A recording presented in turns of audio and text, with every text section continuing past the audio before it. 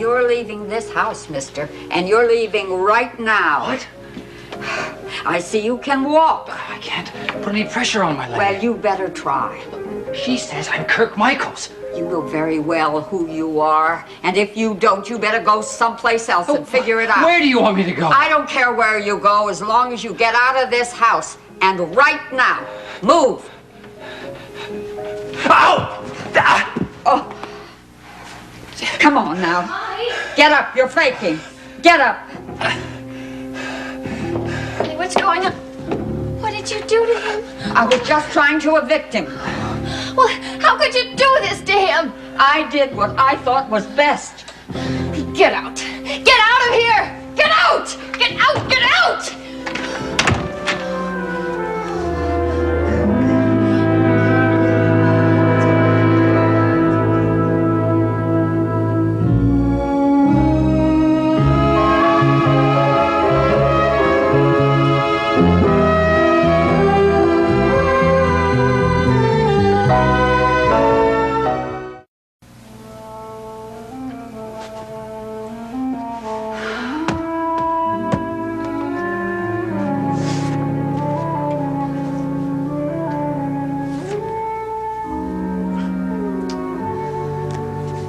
God, Draper, even your plant is dying.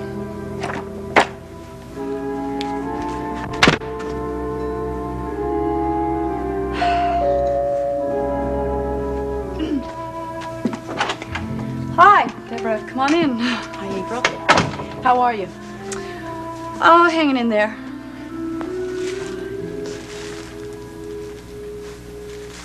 Thank you. It's very thoughtful of you. April, I'm so sorry. I'm so sorry. I miss him a lot. You know, he was very special to all of us. I just can't believe he's dead. Look, I'm really sorry. Take off your coat. Relax. Sit down. Is there anything I can do? No, thank you. Wish there was...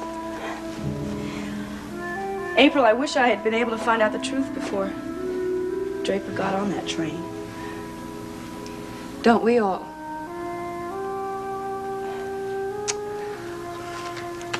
Deborah, I'm sorry. I don't want you to feel at all responsible for anything that's happened. You know, I keep going over and over the facts in my mind. You know, the pieces were all there. I just wasn't able to put them together fast enough. Don't do that to yourself. Nothing can change what's happened. It doesn't make it hurt any less. God, look, what am I talking about? You're the one who's feeling all the pain. Pain. I don't want you to blame yourself for what's happened. Draper's being on that particular train was just a tragic coincidence. It wasn't fair, April. I feel so frustrated. I'm so damn angry. Do you want to know something really strange? I don't feel any anger, not even towards Nola Madison. You'd have every right. I know she turned my life completely around. As far as I'm concerned, she's guilty of 2 murders. I know. But I can't bring myself to hate her. Maybe it's because I'm just too numb. You could have bounced back, kid. I know. You got a little girl now, Julia. She needs you a lot. I know.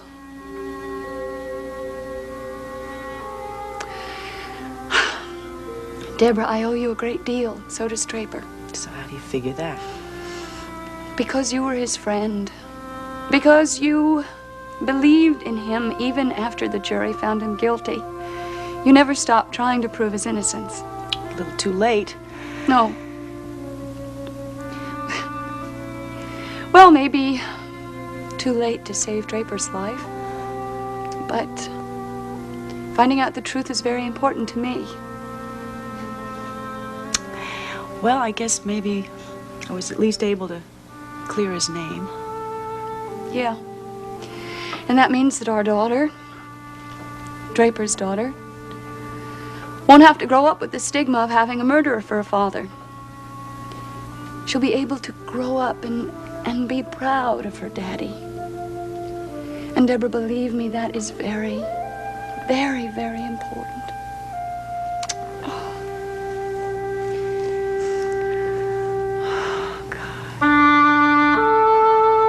Right, Greg. Well, we're going to be there in half an hour, okay? Bye-bye. Hello, Nicole. Geraldine, how was lunch? Most encouraging. My meeting with Mr. Costas went very well indeed. Well, good. He expressed every confidence in the new station management and assured me he'd be making no changes in his advertising budget. Well, at least we get paid this week. What's on tap for this afternoon? Well, I have an editing session with Greg. You might want to sit in on it. Fine. And then after that, you have a meeting with Paul Jacobson Promotion, followed by a visit with a reporter from Everybody Magazine. Well, I would like to talk to Mr. Jacobs without having to look at the clock, so I think I'll ask Jenny to change that interview until tomorrow morning. No, you can't do that, Geraldine. Oh, I'm sure they'll understand. You have something on your calendar for tomorrow morning that can't be changed. Oh. Good Lord, what am I thinking about? Of course. Draper's funeral. Yeah. I just hope the events of tomorrow aren't going to be too much of a strain on April. Well, at least she's going to have everybody there who loves her to console her. Nicole, bless you and Miles for taking her into your home. I know it's going to be a great comfort to her. Well, I hope so. I don't know, I think it's the best thing for her right now. Be with us. Of course. Being surrounded by people you love is terribly important at a time like this. I agree. I don't know if she wants to be with us. She seems to think that Miles and I should be alone right now. We really haven't had a chance to get back to normal since his illness. I see. You know, she asked me to thank you for taking over WMON. It's taken a lot off of her shoulders. Well, I have something to thank you for today. The loan of Mrs. Goodman. Oh, sure she's delighted. Adam isn't really a baby anymore. He's quite a handful. Logan tells me that the agency is sending someone over within a day or two, so we won't be keeping Mrs. Goodman very long. Good. I'll see you later, okay?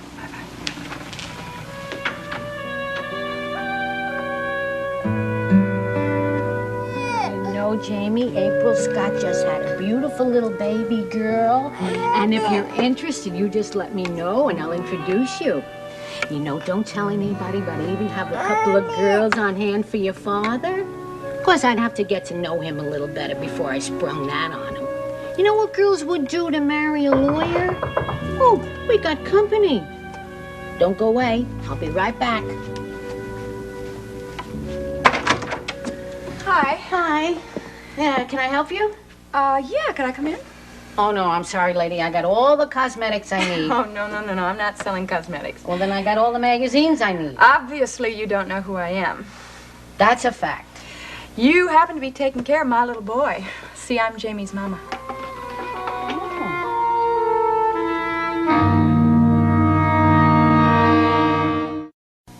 My name is Raven Swift. Who are you? I'm Mrs. Goodman, Jamie's babysitter. Ah, nice to meet you. Jamie! Jamie! Hello, my little tiger. Well, look, now that we're introduced, could I come in? Well, Mrs. Saxon didn't tell me anything about company. Hey, look, I'm not company. I'm the boy's mother. Didn't you expect me? No, nobody told me to bake a cake. Huh. Well, I called Mrs. Saxon at the studio and told her I was coming. Maybe she just didn't get the message. Yeah, well, look, I don't like to take things on my own, you know what I mean? Yeah, maybe she just forgot about the message. I know she just got this new job and she has a lot of other responsibilities. And... Yeah, I know. Well, that's possible, but still, Look, Mrs. Goodman, if I knew the password, I would give it to you. Could I please come in and see my little boy? Please? Okay, come on in. Thank you. Hi, Jamie. Hi. Look, I didn't mean to give you a hard time, but, you know, I'm only temporary here. That's okay. Don't apologize. Actually, I feel better knowing that you're taking care of him. Hi. Yeah, I hope you like Mrs. Goodman. She's a very nice lady. You know, that's a fine boy you've got there. Yeah. How old did you say he was, Mrs. Swift? What is this, a quiz? Well, let's just say I'm curious. Jamie is, a Christmas baby, right? Mm-hmm. And Jamie, how do you like your Christmas present, huh? It came all the way from London. Yeah. Look, wait, I think there's something in here that might dispel a few doubts if it's still in here. Aha.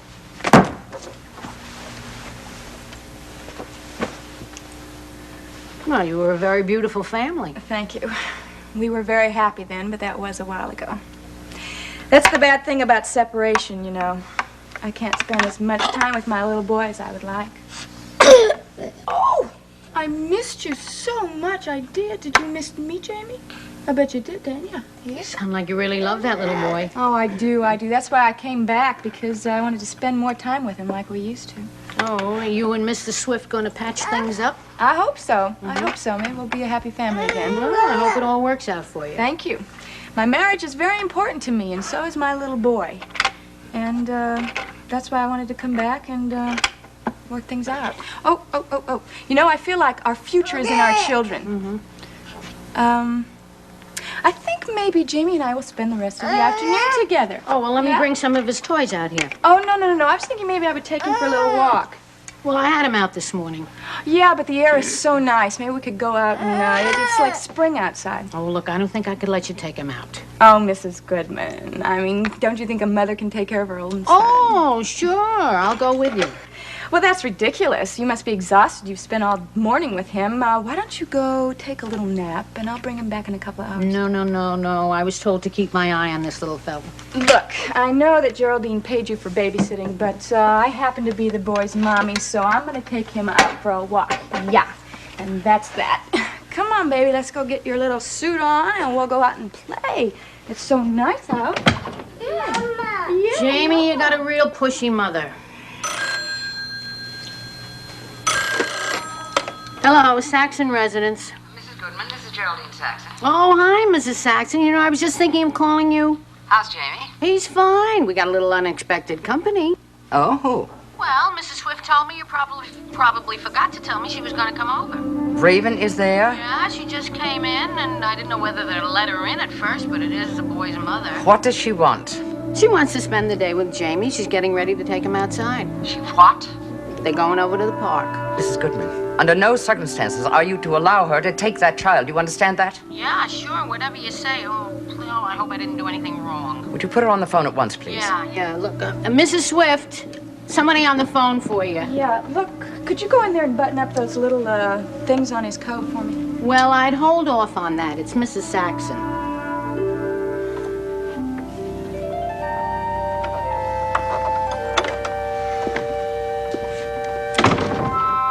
Geraldine, hi, how are you? What are you doing there? I came to visit my little boy. Mrs. Goodman said you were taking him out. Yeah, I thought we'd go for a little walk. Don't you dare take him out of that apartment. Why not? Because Logan doesn't want you near that child. You know that. I have rights, which is more than I can say for you or Logan. Leave him alone. He's my son. And you are in my apartment, and I want you out of there this minute. Do you understand that? Look, you can't speak to me this Now way. you listen to me. If I find that you have so much as taken that child into the corridor, so help me, I'll call the police immediately.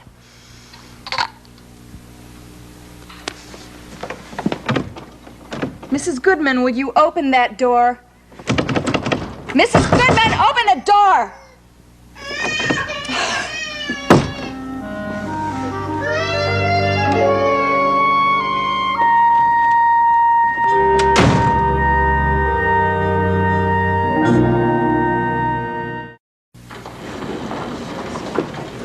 Come on, let's go. Where's Jamie? Upstairs packing his bags? Very funny, very funny. Talk about bad timing. What happened? Everything was going along just fine. In another 2 minutes, I would have had him right out the door. What? The damn phone rang. It was Geraldine. That woman must be psychic. It's not funny. You should have heard the way she talked to me. The way she spoke, she would have had bloodhounds hunting me if I would have walked out into the corridor. Hey, this custody thing is getting rather sticky. He is my son. He is mine, and they cannot treat me like this. Listen, I still don't understand why you insist on going to all this trouble. Because I love that little boy. He is my whole world, Elliot. Oh, Raven, please don't put on the loving mother facade for me. I know why you want Jamie back. You want to hurt Logan. Look, you think what you like, just so long as you help me. Listen, helping a friend is something, but aiding and abetting is something entirely different. What are you talking about? As much as you may tell me that this child snatching is legal, it still sounds like plain and simple kidnapping to me. I know exactly what I'm doing. Look, Raven, The only reason I'm joining you in this caper is because I want us to be together. Now, as far as I know, the penal system frowns upon his and her jail cells. I have told you 100 times, Elliot, I deserve custody of that child. Once he is in my possession, it's perfectly legal. But you don't have him. I know. Now Geraldine's suspicious. Now it's going to make it more difficult. What's the matter, darling? Don't you like challenges? Come on, Raven. Is it really worth it? Yes. And we are going to try again, and very soon. Raven. My little boy is up there, and he belongs with me.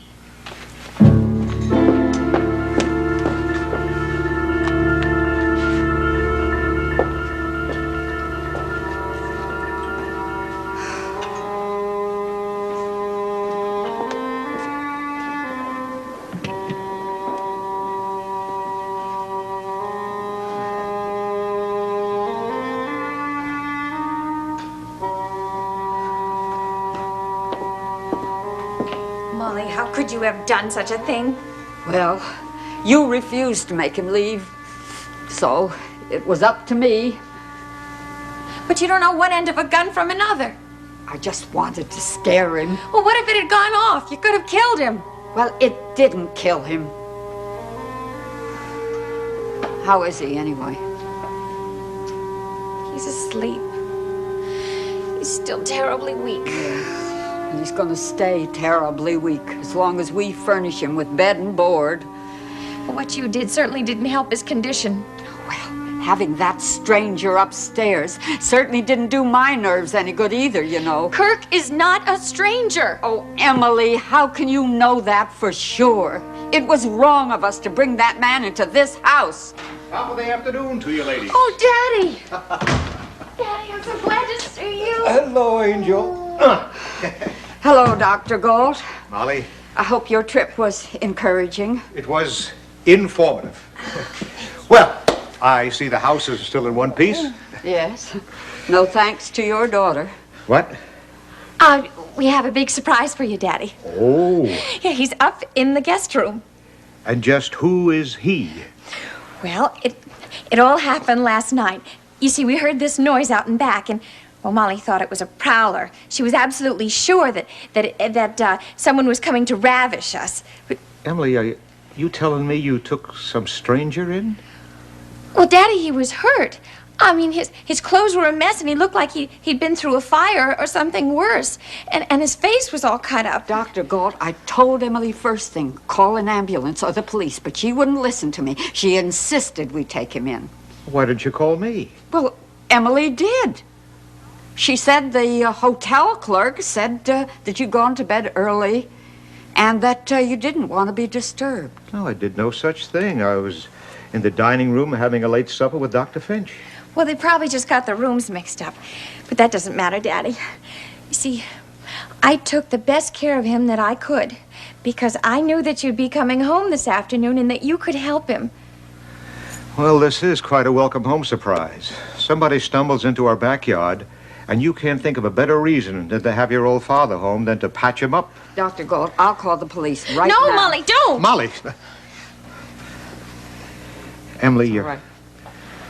you're just like your mother. Entirely too trusting. But, Daddy, I know who this man is. And I know why he came here. It's because he wanted to see me again. See you? Emily thinks this is some sort of reunion. It's Kirk, Daddy. What? It's Kirk Michaels upstairs in that bedroom. He's come back, Daddy. After all these years, he's come back. He must have hurt his leg, Daddy, because when he got up before, he was limping. It can't be Kirk. It simply can't be. Well, I could hardly believe it myself at first. I thought he was gone forever. Emily, stop it. This is not who you think it is. Oh, no, Daddy, that is Kirk. I know it's him. Did this man say he was Kirk Michaels? Well, no. But I told you he had a head injury, and he can't remember too much about the past. Emily, You want this man to be Kurt Michaels, so you've decided it's him. That's what's happened. No. He doesn't look like the Kurt Michaels I remember. Well, it was 10 years ago, Daddy. He was just a boy when he left. Look, I found this old photo of him. Now, you've got to see that it's him. It is him. Emily, please believe me. The man in that bed is not Kurt Michaels.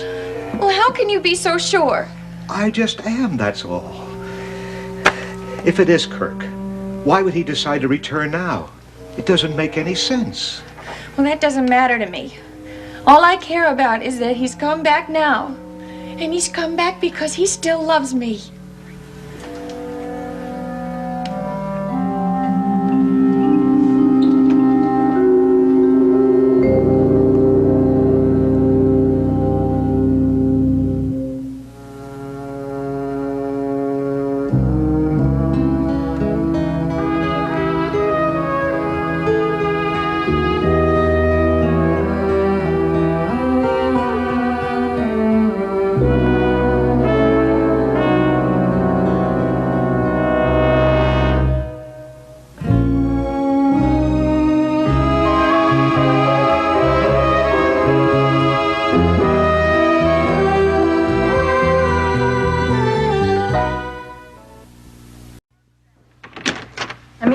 Of that woman threatening me with the police.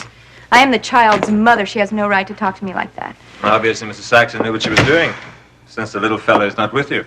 Well, what I should have done is marched right into the bedroom and taken Jamie anyway. Why didn't you? Because of Mrs. Goodman, the babysitter. She locked the door while I was on the phone. Seems like your tactics left something to be desired. Well, maybe. But the worst thing about it is, now they're alerted to me, and I know she's going to go right over to Logan and tell him. Damn that woman! This is the second time she's made trouble for me. That's right.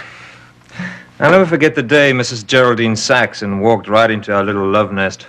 Ah, yes, I remember. And, of course, the first thing she did was go tell Logan. She denied it, of course, but she has the tongue of a serpent. Of course, she pretends to be all full of airs and the Dowager Queen of Monticello, but she's really just a common gossip. All right, so she tells your husband what your intentions are. Surely that changes your mind. About getting my baby back? Why should it? Well, obviously you can't get it back anymore. They're going to be on their guard. Look, if Plan A doesn't work, there's always Plan B.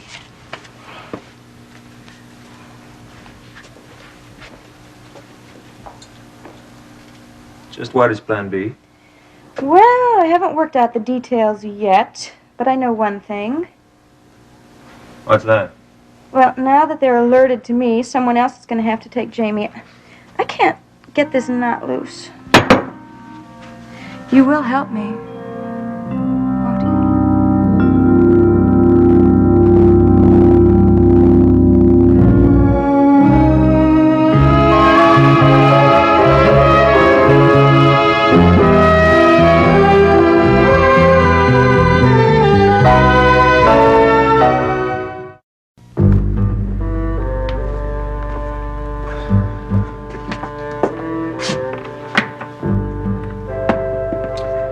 I did what I could for him. There wasn't any need to set the leg. No bones were broken. Oh, thank God. Well, that doesn't mean there couldn't be something more serious with it. I mean, torn ligaments, who knows the extent of it.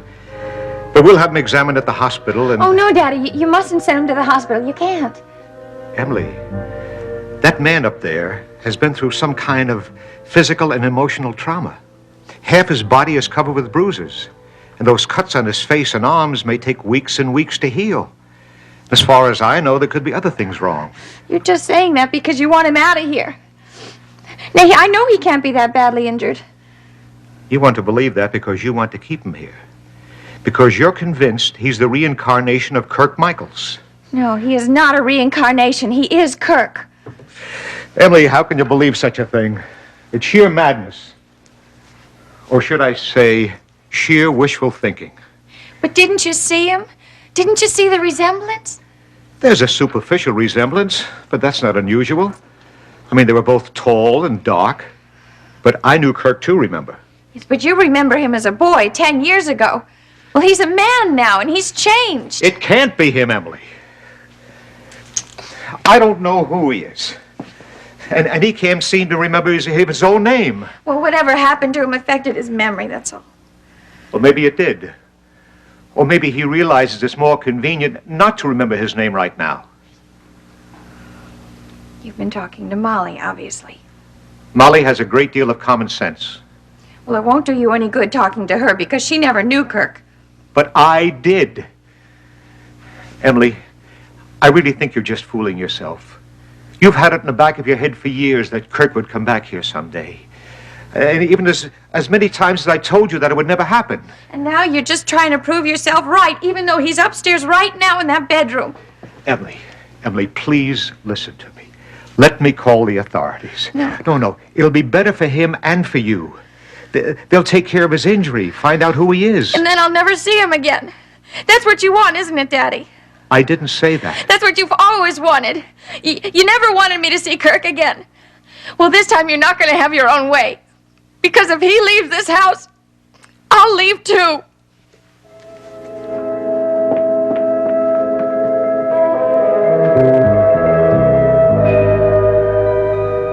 The body of Draper Scott was returned to Monticello today. Victim of the tragic train accident which took place at Grand Falls in Graham County.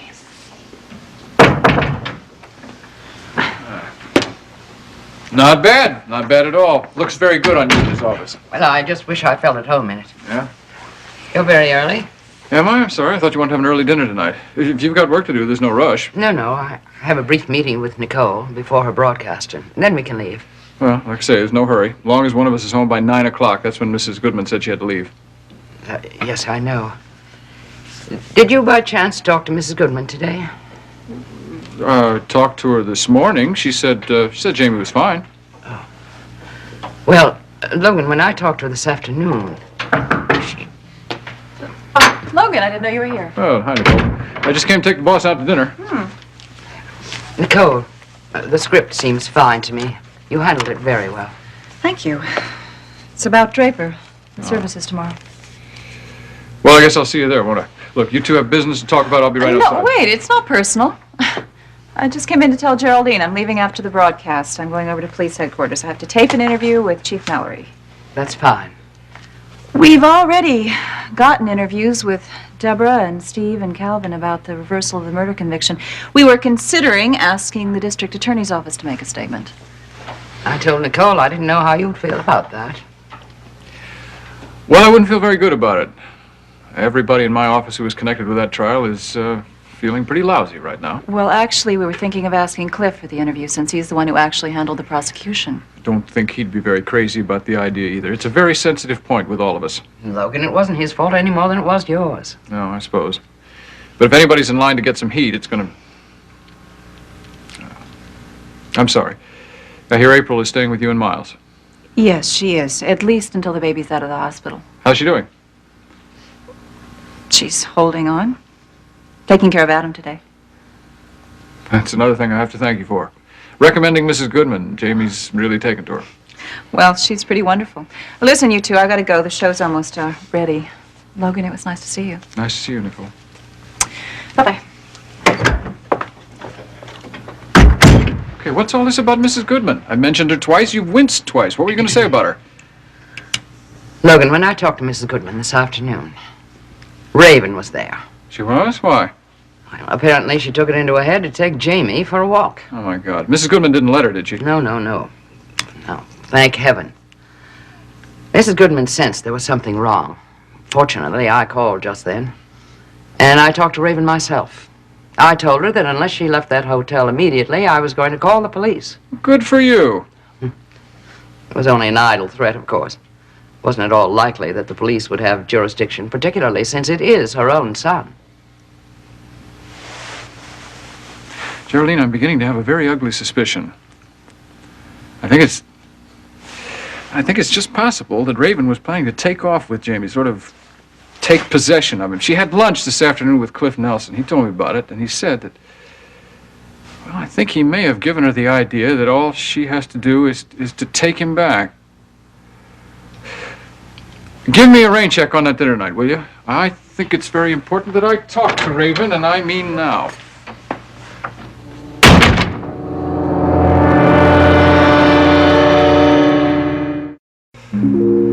No, if it's not chilled, don't bother. We'll just have cocktails. Get me a double vodka martini and, just a second. Raven, what are you drinking these days? What happened to the champagne? Not available. Oh, dear. Well, then, I guess I'll just have white wine. That's not going to give you much of a glow. Trying to get me drunk. No, I just think you need something strong. After all, you went through an ordeal. All right. An old-fashioned, please. Okay, one old-fashioned. Make that a double old-fashioned. Yes, just a small tray. Thank you very much.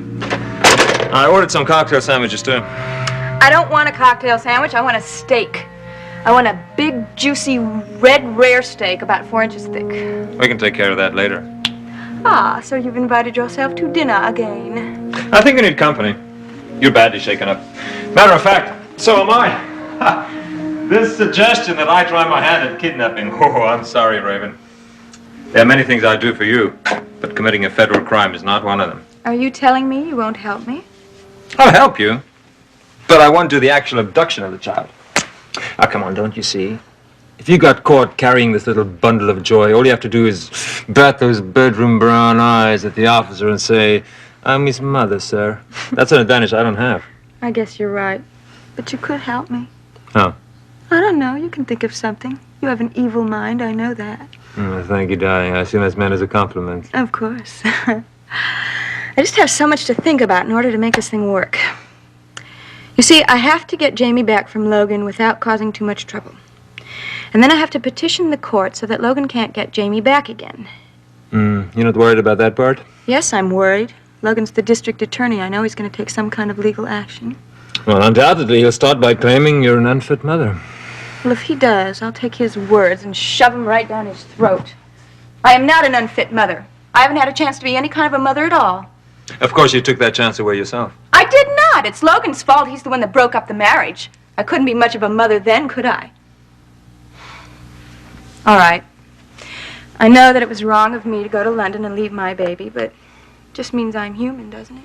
Oh, you're very human, darling. I mean, I didn't mean to abandon the baby. I was going to come back and take him. Please, Raven, do me a favor. Lie to others. Lie to yourself if you want, but please, do not lie to me.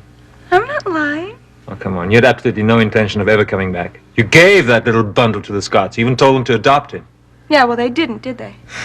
And the only one that can say that I tried to give the baby away is April. Your best friend. Yeah. And she'll stick by me. You just wait and see. She's a woman, and she has a baby. She knows what it's like to be separated from your own child. I'm deeply touched. I just have to make her feel sympathetic towards me. I have to, because if she's not on my side, Logan is going to kill me in court. No, why don't you give her a call now? No time like the present to start your crusade. Because I don't think she'll even talk to me. She's still angry at me for testifying for you in the courtroom. Oh, Elliot, what am I going to do? A couple of hours ago, everything was okay, and now I don't know what to do. I think you need to relax a little. You always have one thing on your mind. When I'm with you, baby. All right. Let's get into that bedroom. Yes. That's Okay. better. The television's in there. I want to see the news.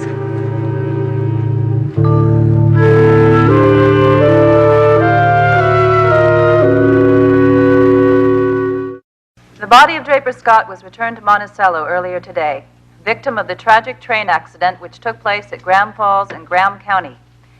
His was not the only body recovered from the burned, demolished railroad cars, but there was a special irony to his death, because alongside the remains of Draper Scott was a casket containing the remains of Sergeant Sam Dwyer, the police deputy who had been assigned to escort Mr. Scott to Redstone Penitentiary, where he was to begin serving a 15-year jail term for murder. That conviction has now been officially overturned by the court due to the arrest and confession of Nola Madison for the slaying of Margot Dorn.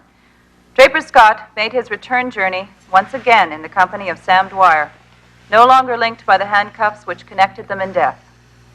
Services will be held tomorrow afternoon at the Monticello Funeral Home. That's the 6 o'clock report. This is Nicole Drake for WMON News. I'll be back with you at 11 when I'll have a taped interview with Police Chief Derek Mallory, expressing his views of the Draper Scott case. This whole thing gives me the shivers. Dead bodies, and Draper's one of them. I can't believe it. Somebody I once held in my own arms, I think is awful. Sounds as if you're not going to attend the funeral. Are you kidding? I never go to funerals. I can't bear them. Seems to me you should go to this one. Because it's Draper, that's all the more reason not to go. Draper's widow will be there. It'll be a perfect opportunity to renew your friendship. That's true. It would be the ideal time.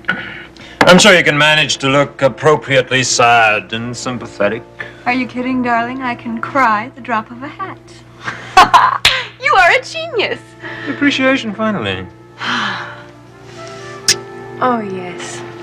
I'll go to the funeral. And I won't leave April's side until she finally realizes that I am her very best friend. No, I don't.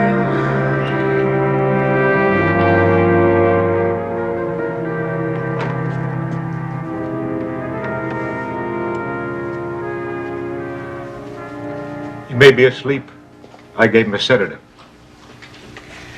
Doesn't matter. I don't like you going up there alone, Emily. He can barely move, Daddy. He's not going to harm me. Besides, he has no reason to harm me. Because he's Kirk? Yes. And even though you don't believe it yet, you will. Just as soon as he gets his memory back.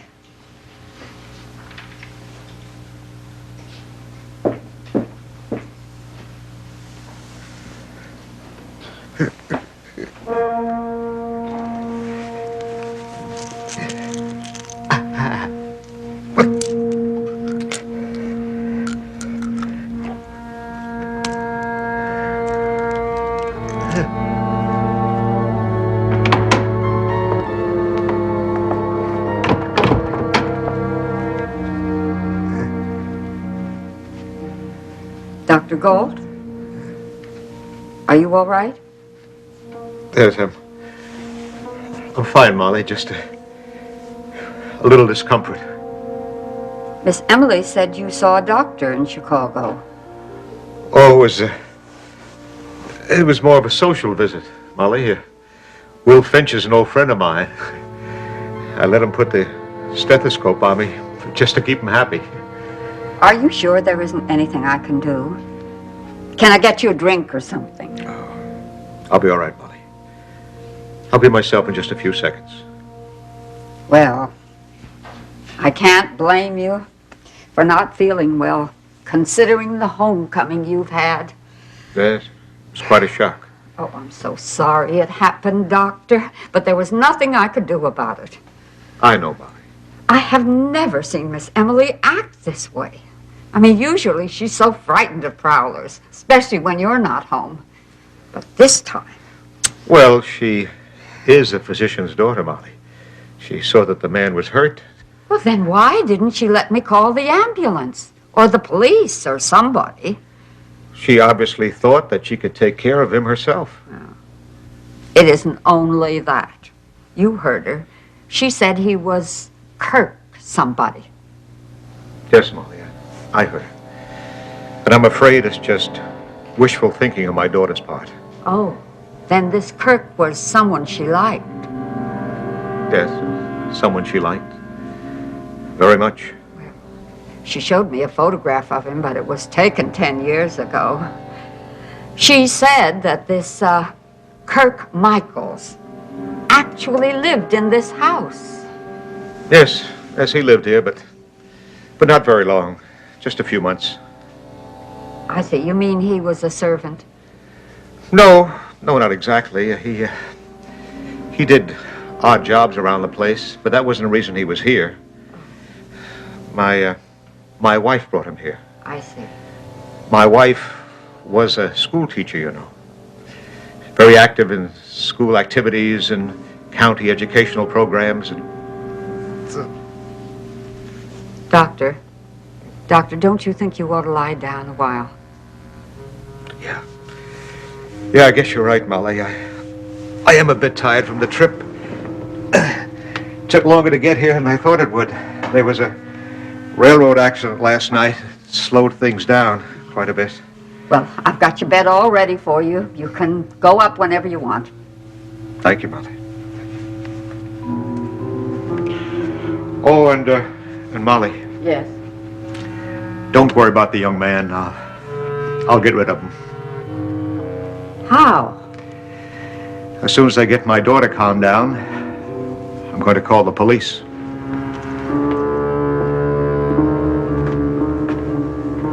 Good.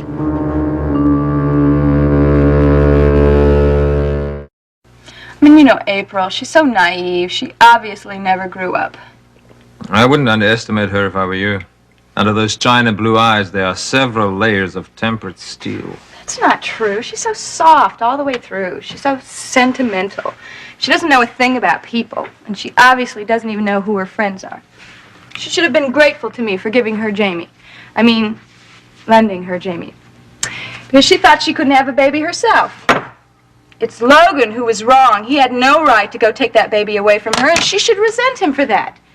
And she should also resent him for the fact that he convicted Draper. He sent Draper to prison. So he was responsible for his death. Well, Logan's going to be at the funeral tomorrow. Well, that's true, but so am I. And by the time I'm through with April, she'll know exactly who her friends are and her enemies. You better let me get that. Yeah. Hello? Raven, this is Logan. We have to talk. Why, speaking of the devil, I was just thinking about you. I want to talk to you now. Obviously, you've already talked to Geraldine. That's right, I have. Well, look, I have plans tonight, so why don't you call later, huh? This won't wait. Well, then I'll see you tomorrow at Draper's funeral. We can talk then. I don't intend to squeeze this in between the eulogies. Well, then why don't you send me a letter, room 505, care of this hotel. 505? Thank you. I'll be right up. Logan? Oh, my God. He's here. He's coming up. He's down in the lobby. History's repeating itself, I told you. No. I can't. Gotta get your stuff out of here.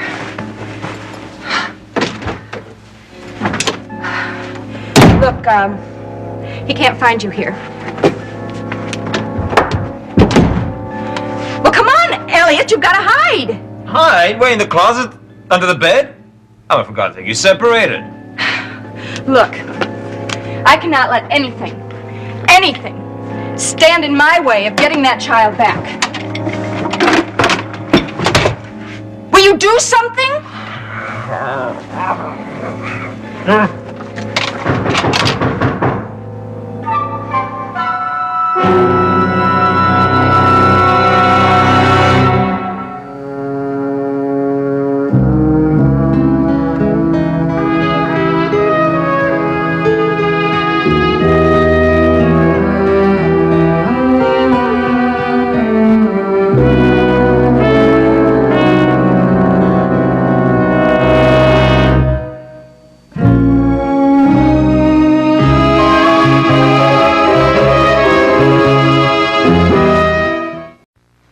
Speaking of the devil, I was just thinking about you, darling. I want to talk to you now. Undoubtedly, Geraldine and you have already spoken. That's right, we have. Well, I'm very busy tonight, so why don't you call me some other time, huh? This won't wait. Well, then, how about tomorrow at Draper's funeral? I don't want to squeeze this in between the eulogies. Well, tell you what. Why don't you write me a letter? Send it to room 505, care of this hotel. Room 505? Thank you. I'll be right up. Logan? Oh, no. He's downstairs in the lobby. He's coming right up here. Oh, history repeating itself. It can't. We've got to get this stuff out of here.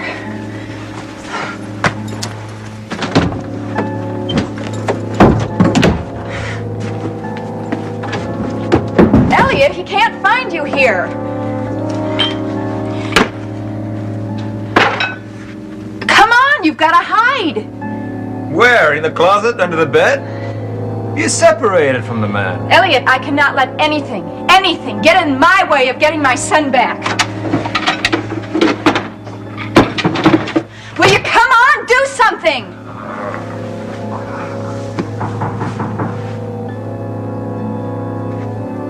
I hate bedroom farces. I'll tell you what.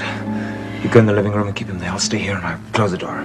Oh, okay. I just hope he doesn't want to see the rest of the place. Come on, Raven. Don't keep your hubby waiting. Look, I don't want to hear a breath out of you. You understand? Coming!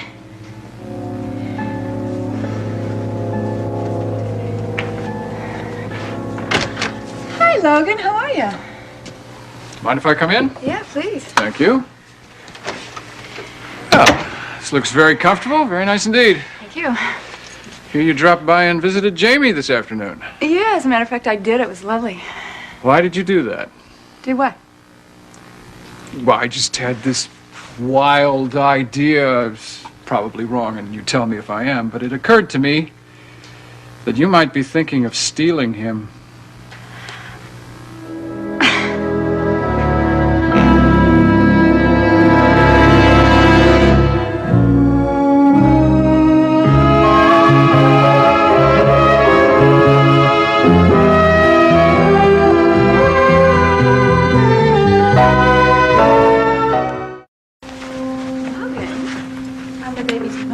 Why would I want to steal my own flesh and blood?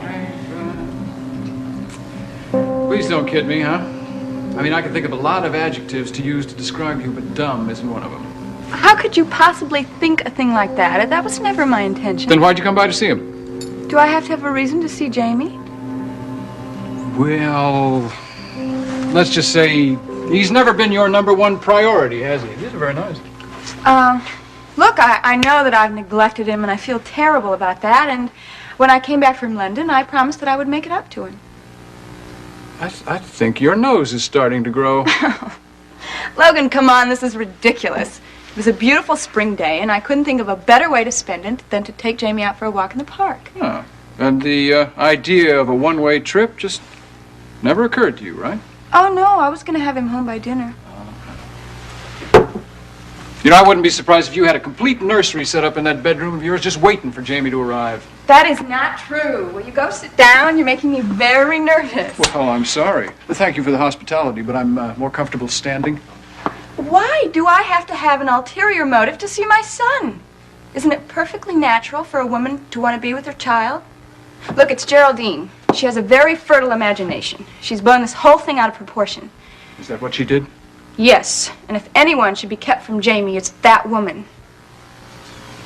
It's because of that woman that Jamie is growing up knowing what it means to be wanted and loved. Oh, loved? She hates me, and she always has. And it's Geraldine's fault that you turned away from me, and I don't want to see her poisoning my baby's mind. Oh, you don't have to worry about that. You'll do that all by yourself. You don't need any help from Geraldine. Logan.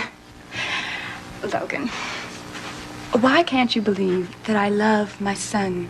Because you have the maternal instincts of a catbird. What's that? Catbird? She lays her eggs in another bird's nest and then flies away. Sound familiar? Look, I just didn't know how to express my feelings toward you. Raven, why are you doing this? What's in this for you? Now, wait a minute. I just go to visit my son, and you're making a federal case out of it. You don't care anything about Jamie. You never did. You know he's much better off with Geraldine and me. So... Oh, is that so? Is that so? How many baby books have you read? At this stage in his development, he is much better off with his mother. He is, huh? It's true, then. You were trying to take him. I didn't say that. I'm going to warn you. I'm going to warn you one time. You try and snatch him, you'll have him for an hour. Maybe. Because I'm going to have you up on kidnapping charges so fast it'll make your head spin. That's a very bold threat for someone who has no legal rights. Oh, I'll fight you every step of the way with every weapon I can lay my hands on. You don't scare me. I should. Yeah, I really should. Maybe your lawyer friends didn't tell you, but being district attorney has quite a few advantages. I can call in an awful lot of favors, and I will. Well, wouldn't that be rather foolish? To waste all that leverage trying to take a mother away from her child? An unfit mother. Unfit. Says you. Yeah, says me. I will not have Jamie living here wondering which one of your one-night stands he's going to call Daddy. Look, I should slap your face for that. I wouldn't try it if I were you. In fact, if I were you, I wouldn't try anything. This whole thing's ridiculous. Why are we arguing? I have no intention of stealing Jamie away from you. Good. That's very smart. You keep that thought. You want to know something, though? You should be very happy that I'm allowing you to keep Jamie. Because if it came down to a custody battle, you don't stand a snowball's chance in hell. Why is that? Because you're not his legal daddy. It's a good point. That's a very good point. It's very good point indeed. I guess I'll just have to do something about that, won't I? Good night, Raven.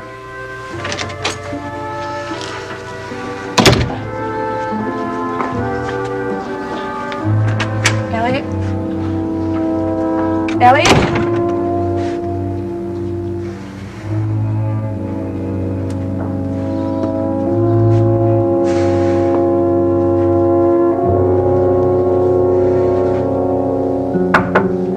Hello, I'm back. That didn't take long. No, doing stand-up interviews isn't quite the same as a feature film. We get in and out very fast. And how did it go? Well, Derek Mallory was very cooperative. Will the material be ready for air at 11? Oh, sure, Greg and I will be editing in half an hour. I thought you might like to preview the material. I wish I didn't have to. My heart sinks every time I'm reminded of what happened. It's going to be quite a while before the pain even begins to go away. Do you want to take notes on this? Oh, no, I have a pretty good idea of what I want to use. I was just kind of hoping that I'd be able to take a nap for about a half an hour before Greg is ready. You look tired. Well, exhausted would be a better word for it.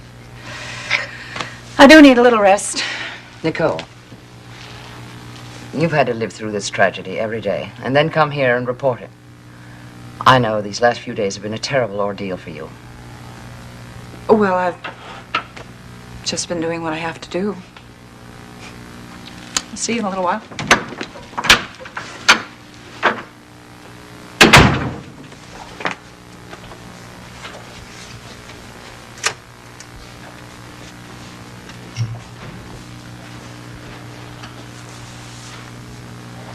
Okay. Well, is everybody ready? Yep. Okay, fine. Tape rolling. Okay, this is take one, interview with detectives.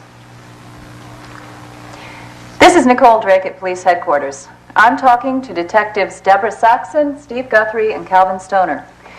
These three officers were instrumental in uncovering the truth regarding the murder of Margot Dorn, the truth which led to the arrest and subsequent confession of Nola Madison. Detective Saxon, Draper Scott was tried and convicted for the murder of his mother-in-law. Why didn't the investigation end when the verdict was reached? The case was closed officially. Well, yes, but you persisted. Yes, the facts in the case gave the appearance of guilt, but the evidence was circumstantial. Well, isn't it unusual for three officers to spend so many off-duty hours in a closed investigation? Well, actually it is, but we felt we owed it to Draper. See, it was our initial investigation which led to his arrest. You have to understand, well, we had known Draper for quite a while. He was a personal friend of ours. As time went on, we learned certain facts about Mrs. Madison's alibi, which proved to be questionable. Yes, and Red Detective Saxon was the one who made the connection. She came up with the theory that Mrs. Madison posed as Mrs. Dorn to deliberately throw suspicion on Draper Scott. It was a team effort. Well, given the circumstances, you must regard this arrest with a special satisfaction. It means a great deal to us that we were able to clear Draper's name. Only it's a shame that his innocence was established after his death.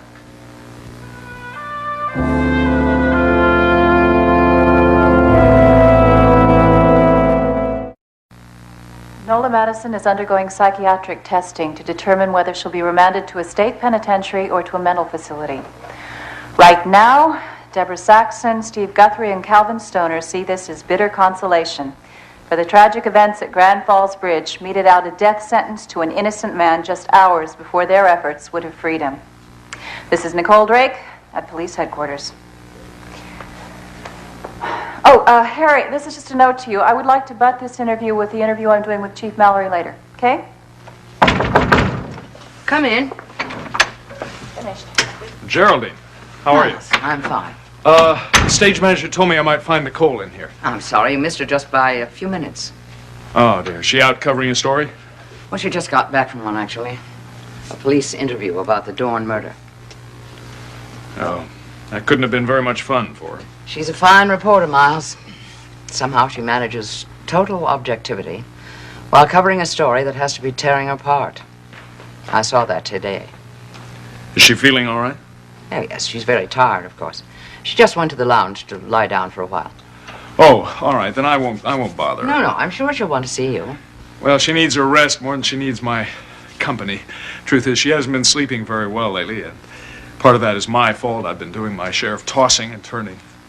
It's a difficult time for all of us, Miles. Excuse me.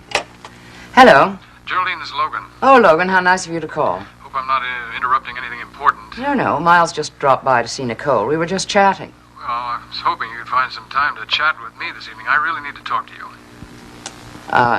Am I to assume that it's about the problem that cropped up this afternoon? Yes, it is. Well, we were going to have dinner, so maybe we can have a bite at the coffee shop across from the studio. Oh, great. You grab a booth. I'll be there in 10 minutes. All right, my dear. Bye-bye. Well, now, look, if you're going to take a dinner break, I can wait for Nicole in the studio. Nonsense. Make yourself comfortable. I'd invite you to join us, but Logan and I have a family matter to discuss. Oh, that's all right. I might as well hang out here on the chance of seeing Nicole even for a few minutes. You have a good dinner. Oh, Miles, you might want to occupy yourself by watching that interview of Nicole's. It's on that machine. All you have to do is push the play button.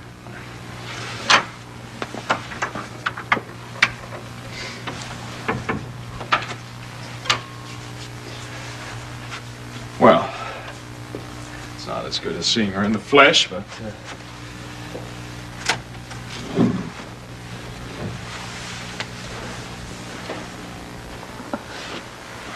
And Nicole Drake at police headquarters, testing. Is that okay? All right.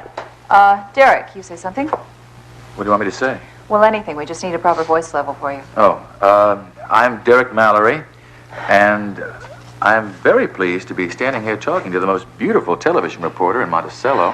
Derek, okay, that's fine. Are we ready now? Oh, wait a minute. Let's see. I think you should move a little bit this way. We can hit you with the light a little better. Hold it, please. We need a little more light. Oh, great. Fine. Well, hurry up and wait. Nicole, you all right? Yeah, sure.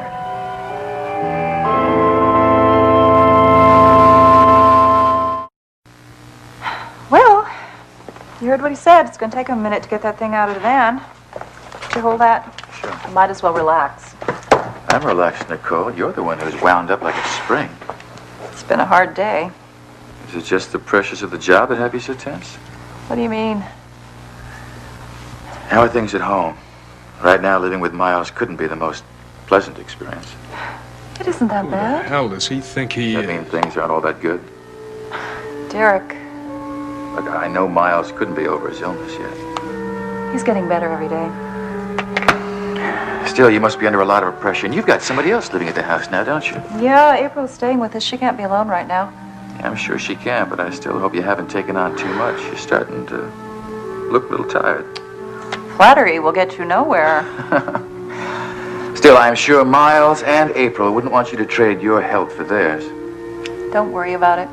I can't help but worry about you, Nicole. Well, I appreciate the concern. Everything's okay, Nicole. Ah, good. Okay. Are we rolling? Yes, we are. Okay. Then this is interview with Chief Mallory. Take one. Chief of Police Derek Mallory coordinated the investigation into the murder of Margot Dorn. I've asked him to outline for us the sequence of events which led to the arrest and subsequent confession of Nola Madison. just doesn't give up?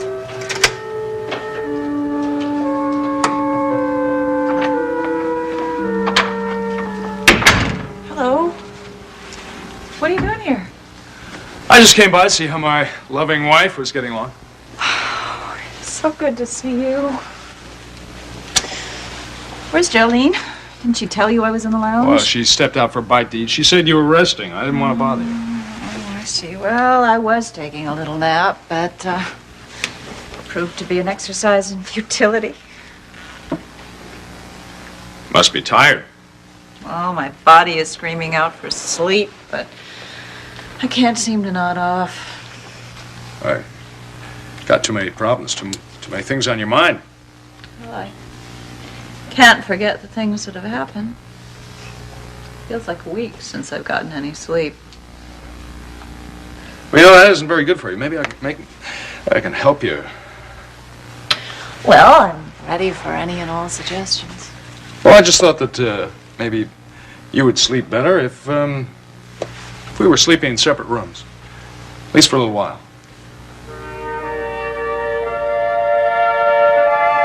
Oh, Raven was Little Miss Innocent. Swore up and down all she wanted to do was take Jamie for a stroll in the park. Which means you're more sure than ever that she was trying to take Jamie away. She wants custody of him. There's no doubt about that. It's... Why, Logan? What possible reason could Raven have for wanting to take Jamie? That's still a mystery to me. Although the muddy waters are becoming a little bit clearer. In what way? Well, I managed to find out what she was doing during that month she was here in Monticello, but wasn't talking to us. I simply thought she used the time to gather her courage to face us again. No. She was going to every divorce lawyer in this town, trying to find somebody to help her out with a custody fight. How did you learn that? She approached Cliff Nelson for legal advice. Do you believe that? Fortunately, he was loyal enough to tell me about it. Considering Raven's behavior, I can't imagine that she would have even a hope of gaining custody. Well, my guess is that she feels her legal position will be a lot stronger if Jamie is actually living with her. We must prevent that from happening. I may have made a mistake today. I confronted her. She probably sees that as a challenge, which will only make her try harder if I know Raven. And keeping Raven away from Jamie, that's only half the battle. I want to make sure that she can never take him away from me. Well, of course. Finding a permanent solution would be the best thing. To do that, I'll have to strengthen my own legal position, and that means proving paternity. Yes, I know that. My only qualm is, well, I have to tell the truth about Kevin. You mean for my sake? I don't want to do anything that will hurt you. Logan, we have to do what's best for the living.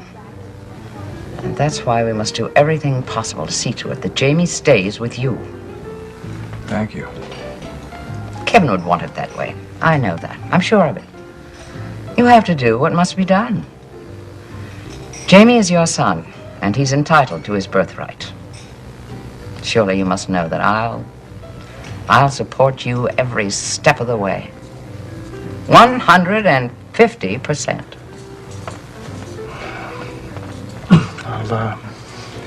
I'll get the wheels going on this thing first thing tomorrow then.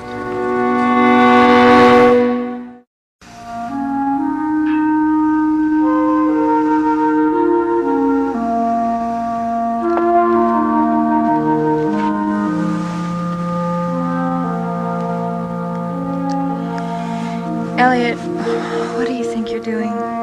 If you don't know by now, my pet. This is no time to think about fooling around. Oh, it seemed like an opportune moment. Right now, I am only filled with hatred. Oh, to be fair, that man has had a lot more time to get attached to that little kid than you. Whose side are you on, darling? I've committed myself to being your accomplice, alas. Now that Logan's wise, it's going to be impossible for me to get what I want. Well, maybe someone is trying to tell you that this is not such a hot idea. Oh, no. I am not going to let him ruin everything. Oh, best of luck. Wait a minute. I don't need any luck. It's very simple. This whole thing takes place in a hotel, right? And? What does every hotel room have? Beds. A pass key. So what are you thinking of? I'm not thinking it at all. It's already thought of. I have a foolproof plan, and I will have Jamie with me tomorrow night.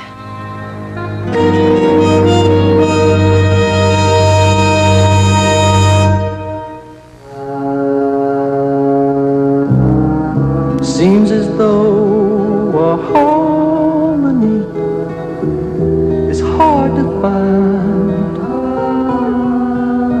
Always on our mind. And frustrated days pass without sight. The edge of night, half dark, half light, as we watch our hearts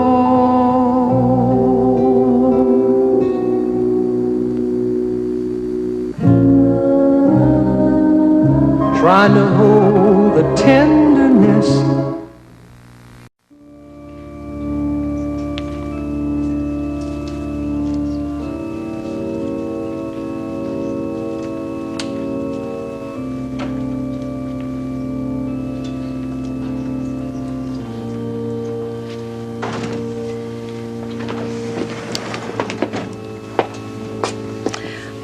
Wish me luck.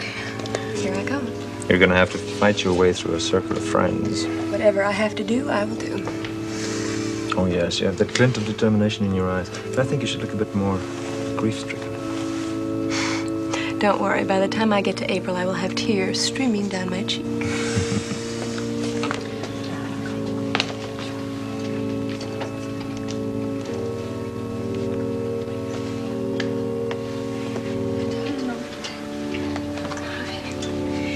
Oh, Raven? I can't believe all this has happened. What has happened? I haven't seen him yet. Raven, you won't see him if you haven't noticed the coffin is closed. I loved him a lot, you know. I know I didn't love him like you did. But he was my friend. He was very kind and gentle. And there'll never be another one like him. No, never. I really did care for him. And I care about you, April. I really do. And I just hope that, you'll forgive me for all the, terrible things that I did. And I would like to help you. You're too kind. Look, I know you're just saying that. This is the kind of situation where people just say things, but I want to be your friend. And I know that it's hard for you, but I want you to be my friend too. And, I need you, April. I need you a lot more than you'll ever know.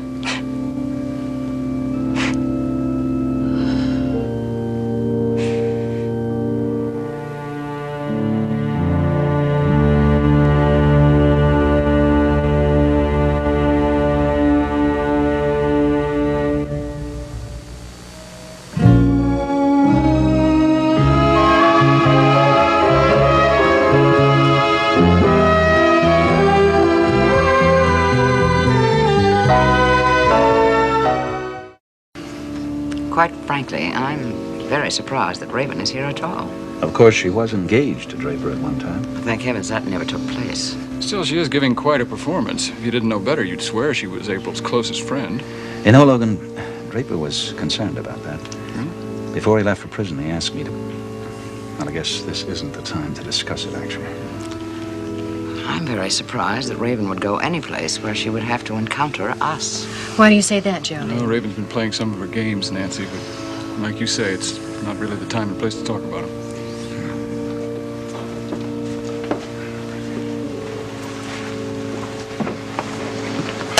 Hello. Hello. I enjoyed our conversation yesterday over lunch. Well, thank you. Hope you didn't get the wrong idea, though.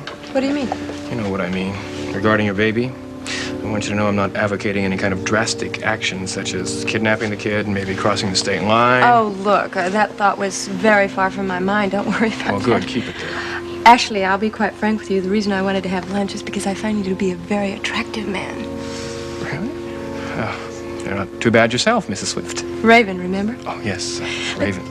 Don't consider me to be Logan's wife. That's just a technicality. Actually, I'm free as a bird. Oh, I'm sorry, but that was very funny. What? Free as a bird, Raven. Oh. You have a very good sense of humor. Well, thank you. You know, maybe I could call you sometime and we could... Oh, sure. Call me anytime, Clifford.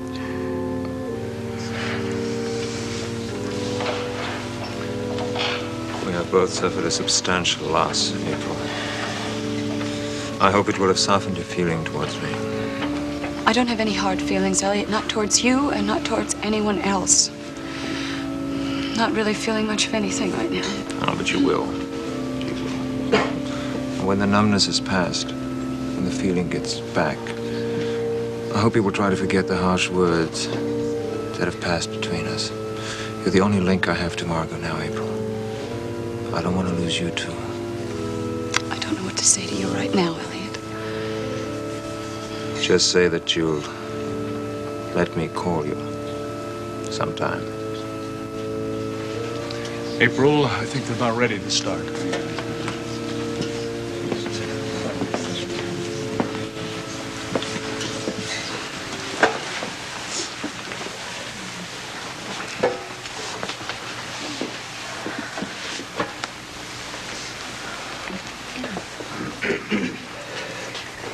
Ladies and gentlemen, The eulogy for Mr. Scott will be delivered by his close friend and associate, Mr. Michael Carr.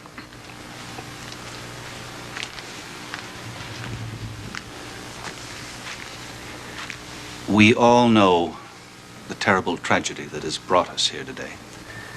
We all share the sorrow of this moment and the bitter irony which surrounds the death of this remarkable young man. Draper Scott was young, not just in years, but in hope, in enthusiasm, in dedication to ideals. He was young in years, but also wise beyond them. He was a man of learning and accomplishment who engaged in the practice of law out of a deep desire, no, out of a deep need to help others. Such people are rare, and we have lost one of them. We will feel that loss for a long time to come. It is, of course, his family who will miss him most. His wife, April, who lived in the warmth and shelter of his love and will always have that memory. She will be able to raise their child, Julia, with the strength and comfort of that memory. All his friends and colleagues who loved him will be able to carry with them the goodness that was Draper Scott, the joy he brought to us, the strength and courage he added to our lives. But we must also live with the knowledge that this should never have happened, that Draper was innocent. How do we live with the burden of this bitter irony? Well, I knew Draper well. I knew his feelings for the law, for truth and justice. These were not just words for him. They were living human principles. And he lived his life every day with the deepest respect and belief in them. This tragic mistake that has taken him from us should not cause us to lose our faith in the principles to which he dedicated his life. Instead, it should make our faith in those principles stronger and more firm. Otherwise, Draper's life would be meaningless. It should make us promise ourselves that such a tragic error will never be allowed to happen again. I can think of no more fitting memorial to Draper than that faith and our love.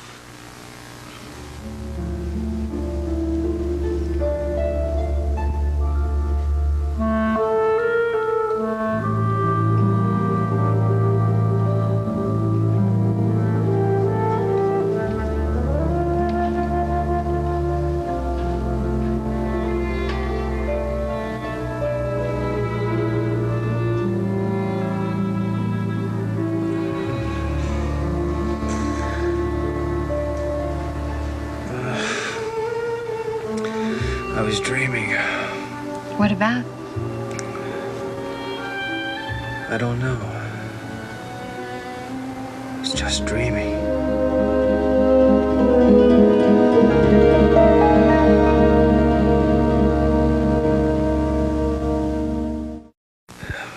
How are you feeling? Better. Oh, let me help you. But don't go asking me to run a 4-minute mile. Well, do you remember any more? No. No more than I remember about my dream. Emily, I'm glad you remember my name. Emily, maybe you're mistaken. It's been 10 years since you saw this Kirk Michaels. You were just a child. No, I was not a The picture child. you showed me could be me, but it could have been any one of 100 men. No, it was you. Now, you have just got to believe me. You know, there's a way we can make sure. All you have to do is get in touch with people who knew Kirk Michaels. I don't think that's such a good idea. I mean, we really should be careful. There may be things about your past that you don't want other people to know. Are you trying to tell me that I did something wrong, that I might be wanted? No, I just don't know. Just considering the way you left this house. Wait, what's that supposed to mean? How did I leave this house? Look, we shouldn't really be talking about this. Daddy wants you to get as much rest as possible. I need answers more than I need rest, Emily.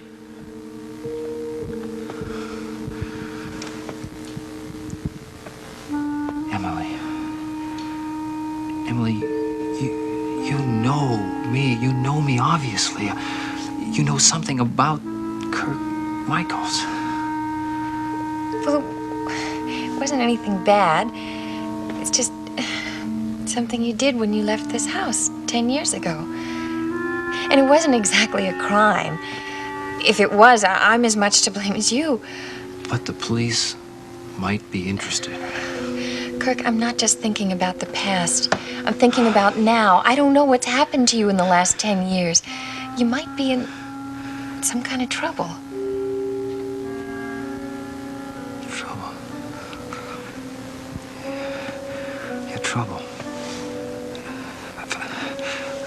I had the same feeling. What kind of feeling? That I was in trouble. And that I ran away. But from what? From what? It's bad enough that I don't know who I am, but to have this feeling that I did something wrong. Look, don't worry about it because you're not sure of anything. When you mentioned the police to me, I had this panic come over me. Well, don't most people feel that way about the police? I mean, I think everybody has guilt feelings, whether they're innocent or guilty. But I don't know if I'm innocent or guilty. I don't know anything about me. It's all right, because I know the most important thing, and that is that you are Kirk Michaels. And the reason you came here is because you wanted to be here. You don't think it was some kind of accident that I just stumbled into your backyard? No, Oh. no, it couldn't be. Now, I know coincidences do happen, but this wasn't a coincidence. It was deliberate. You came here because you wanted to see me. And you knew exactly where the house was. You lived here. That was 10 years ago. Emily, I think you should leave now. Oh, just after a minute, okay, Daddy? I want to examine our patient. Oh, yes, of course. See you later. Well, you had a good night's sleep anyway. Think it did you any good? I don't think it did my memory any good. Well, let's see about the rest of you. I did have a dream last night. I don't know what it was. It's just faces.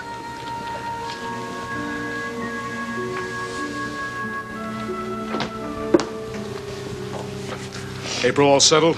Oh, yeah. She went straight to bed. She was exhausted. So am I. Why wouldn't you be? I'm tired myself. It's been a long day. I don't even know if I have the energy to get undressed.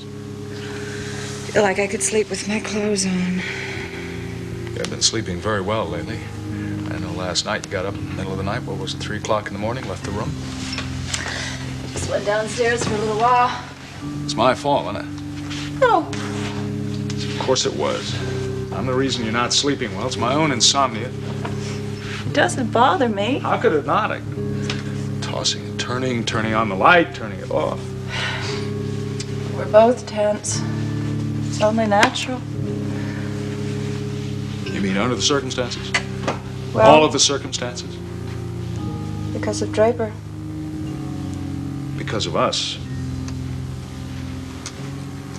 No, not because of us. Nicole, you know, I mentioned the other day about our maybe sleeping in separate rooms. I think we ought to talk about it again. But why? There's no reason. Very good reason. Very good reason. Your health. I mean, after all, you're keeping very long hours now, sometimes longer than mine. And when you don't get your sleep, you suffer for it. You gotta be in front of the public, you gotta be in front of those cameras. You need your beauty sleep. Every woman says that. We've been apart for a long time. I don't want to sleep alone. Oh, just being practical. You need your rest. I need my husband. You haven't got much benefit out of your husband lately anyway. How can you say that? That's true. It must feel like you've been sleeping with a stranger. Well, I know that the drug is still in your system. I don't expect you to be the way you were. Not for a while. Is it possible that there's any drug running around in your system? What do you mean? I'm sorry, forget I said that. No. What? Sorry, it was stupid. I shouldn't have said anything. All right, well, but see, what I meant was, it seems to me that lately, it's not just my lack of tenderness that might be causing a problem between us. I think there's maybe something in you that's making you draw away from me. No, that isn't true. See, no, wait a minute. I'm not saying it's conscious, but I've just noticed that whenever I go to touch you, do draw back just a little bit. I don't know. I mean, I might be a little bit nervous. I mean, we've both been through an ordeal. This nightmare about Draper hasn't helped either one of us, but it doesn't have anything to do with my feelings for you. Yeah, sure. You know, I can't help thinking that, What? Go on. well, I can't help but wonder if you're not still thinking about Derek. I haven't mentioned his name. Well, I'm mentioning it because I think that you're still thinking about him. There's still some sort of jealousy. No, I'm working with a man again, you know. He never mentions your name, never says a word about you. Well, good. Then that would prove that he... It proves that he's avoiding the subject. That's what it proves. He still feels the same way about you, and you know it. I'm sorry. Forgive me. Miles?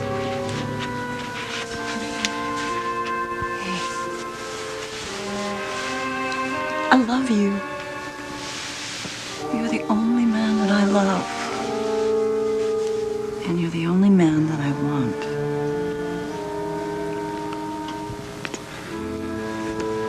I'm going to sleep downstairs on the sofa. Why? Just think it would be better for tonight. So you can get some rest.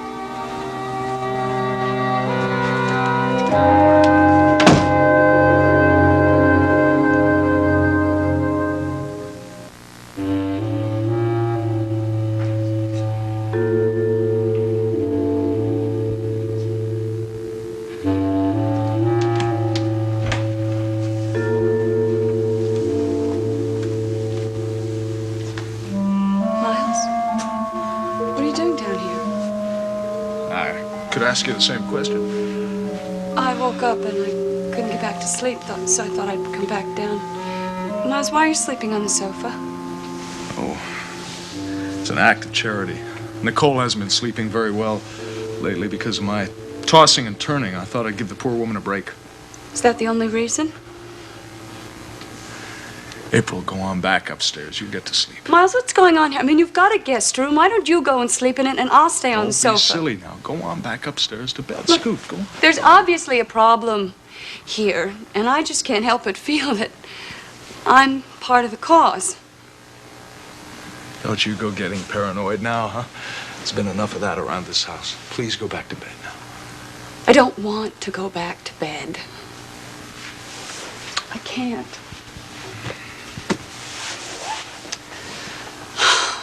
I woke up and... Miles, I was so sure that Draper was in the bed with me. I was so sure that he was there. And I opened my eyes and there was an empty pillow. He wasn't there.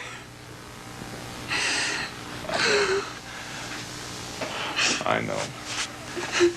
It's gonna take a long time. I don't know if I can do it. I don't know if I can stand it, feeling like this. I mean, I know he's dead. And yet I keep dreaming that he's alive.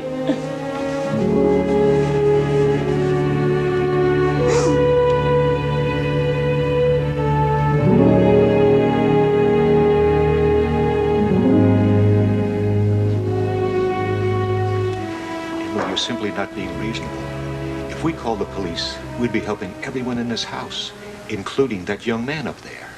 But, Daddy, what if we hurt him? What if the police are only too happy to see him? I know what you're thinking, but it isn't true.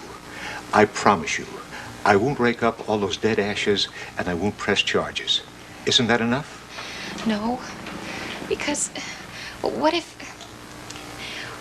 he's done something more? If he's in trouble now? Isn't that all the more reason for getting the police here?